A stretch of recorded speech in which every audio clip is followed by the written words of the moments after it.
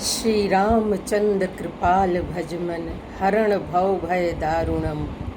नौ कंज लोचन कंज मुख कर कंज पद कंजारुणम। प्रभु भगवान श्री रामचंद्र जी के चरणों में नमन करते हुए मैं अपने सारे साथियों को, मैं इस राष्ट्र के सारे नागरिकों को, भक्तों को,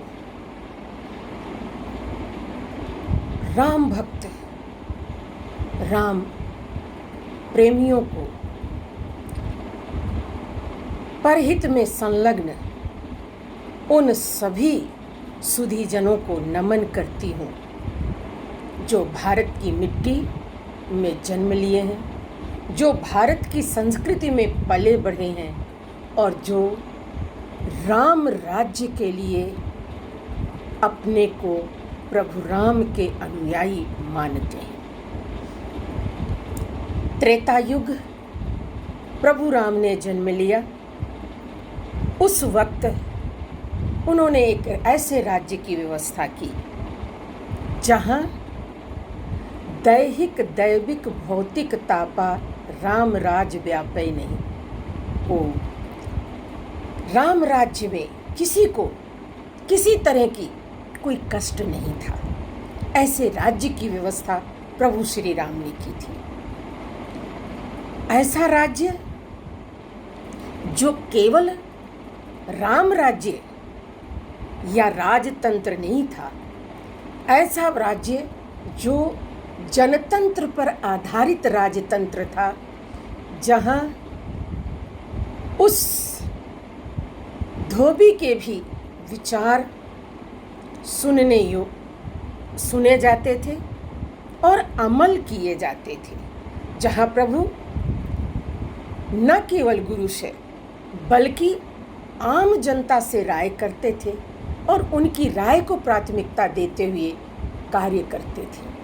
जहाँ महिलाओं को प्राथमिकता दी गई थी, जो केवल पितुवाय सुताता तो जनि जाहु जान बड़ माता, जो पितु मातु कहो बन जाना तो कानन सत अवध समाना। जहाँ माँ कैकेयी जो कुविचारों से भी युक्त थी, उसे भी सम्मान मिला। जहाँ उनको प्रथम मानते हुए पिता की बात को भी गौड़ कहने की बात की जा सकती थी। ऐसा राम राज्य, जिस राम राज्य के लिए 1930 में गांधी जी कहते हैं कि भारत में राम राज्य की स्थापना होनी चाहिए।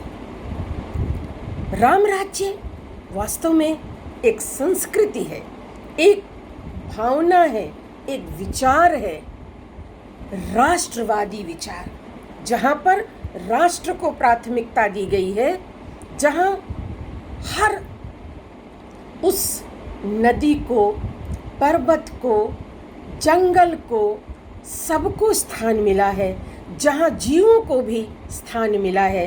क्यों? क्योंकि प्रकृति सुंदर तब बनती है, जीने योग्य तब बनती है, जहाँ हर किसी के लिए समभाव होता है और समान रूप से सबको फलने फूलने का मौका मिलता है। ऐसी व्यवस्था अगर है तो वो राम राज्य है, क्योंकि राम राज्य में ये सब संभव था। आज 5 अगस्त को उत्तर प्रदेश के अयोध्या नगरी में, जो राम की जन्मभूमि है, राम के मंदिर की स्थापना की गई माननीय प्रधानमंत्री मोदी जी द्वारा, जो राष्ट्रभाव की भावना से भरपूर है, जिनकी एक एक श्वास राष्ट्र के लिए है, राष्ट्र को समर्पित है। ऐसे सत्पुरुष के द्वारा राम मंदिर की स्थापना की गई है। ये भारत के लिए एक विशेष, अति विशेष दिवस है बल्कि यूं कहा जाए कि विश्व के लिए एक विशेष दिवस है। क्यों? क्योंकि अगर बात संस्कृति की है, सोच की है, चिंतन की है, देश हित की है, समाज कल्याण की है और मानवता की है, तो राम राज्य है। और वो मानवता आज संपूर्ण विश्व को चाहिए। आज जिस अशांत की तरफ विश्व जा रहा है, द्वितीय विश्व युद्ध के बाद, परमाणु शस्त्र के होड़ के बाद ऐसा लगने लगा था कि अब तीसरे विश्व युद्ध की बात करना बेमानी है। ये बात और है कि शीत युद्ध में पल पल जहां राष्ट्र अपने अपने को मजबूत बनाने के लिए संगठन बना रहे थे, वहीं भूमंडलीकरण की भी बात हुई थी कि संपूर्ण दुनिया को एक अर्थव्यवस्था में बांधकर संयुक्त राष्ट्र संघ के माध्यम से शांति की स्थापना की जाए। लेकिन भूमंडलीकरण अर्थव्यवस्था पर बढ़कर के आगे नहीं बढ़ सकती। कोई भी व्यवस्था जो नैतिकता पर आधारित है, जो मानव मात्र के कल्याण के लिए है, जो कण कण में ईश्वर को मानता है, यानी वह सर्वश्रेष्ठ सत्ता जो जीवन के लिए, जीवन के सुखमय रचना के लिए, जो जीवन की समुन्नतता के लिए हर पल सतत प्रयत्नशील है, ऐसे प्रभु, ऐसे ईश्वर, ऐसे सर्वशक्तिमान इस विश्व को एक कल्पना के रूप में नहीं, एक चिंतन के रूप में चाहिए। और जब ये बात आती है मानवता की, कण कण में होने वाले सर्वशक्तिमान की, तो बात आती है भारतीय संस्कृति की, और तब बात आती है प्रभु श्री राम की, जो मर्यादा पुरुषोत्तम नहीं है, जो उससे भी ऊपर,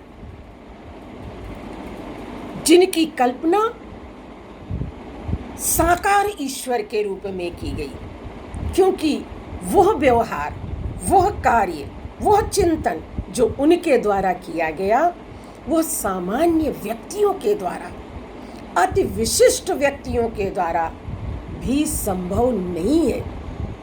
इसलिए पुरुष होते हुए भी, इंसान का रूप धारण करते हुए भी, पुरुषोत्तम होते हुए भी, वो श्रेष्ठ मानव यानी ईश्वर की कोटि में है। और जो एक ईश्वर की परिकल्पना होती है, वो सब उनमें साकार होती है। क्योंकि जब जब होई धर्म कर हानि, बाढ़ई असुर अधम अभिमानी, तब तब धरि प्रभु मनुज शरीरा, हरहि कृपा निधि सज्जन पीरा। जब रावण युग यानी जो मानवता के विपरीत, जो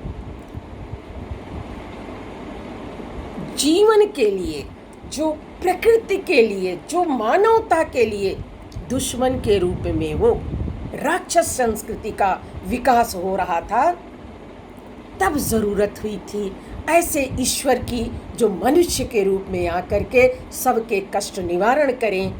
श्री राम प्रभु ने जन्म लेकर उस राक्षस संस्कृति का अंत किया, मानवता की रक्षा की।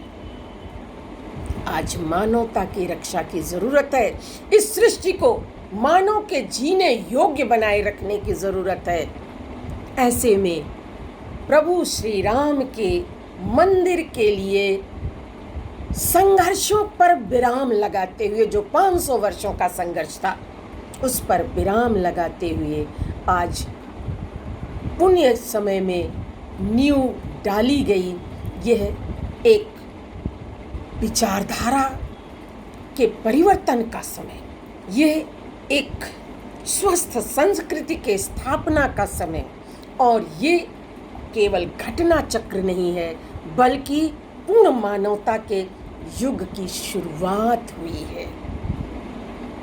जिस अयोध्या नगरी को मनु जी ने बसाया, राजा इक्ष्वाकु ने उस पर शासन किया, और जिस कड़ी में प्रभु राम ने उस व्यवस्था को स्थान दिया जहाँ मानव मानवता और मानव हित ही पहचाने जाएं, ऐसे दिन को, ऐसे प्रभु राम को, ऐसे उस मंदिर को और उसमें जिसका भी सहयोग होगा, जो भी उसका भागीदारी करेगा, उसके प्रति मैं नमन करती हूँ, उसे धन्यवाद करती हूँ कि वो एक नई ऊर्जा के साथ भारतीय संस्कृति, राम राज्य की संस्कृति को स्थापित करने में अपना सहयोग देगा। आप सबको बहुत बहुत धन्यवाद। जय राष्ट्रवाद, जय मानवतावाद, जय प्रभु श्री राम।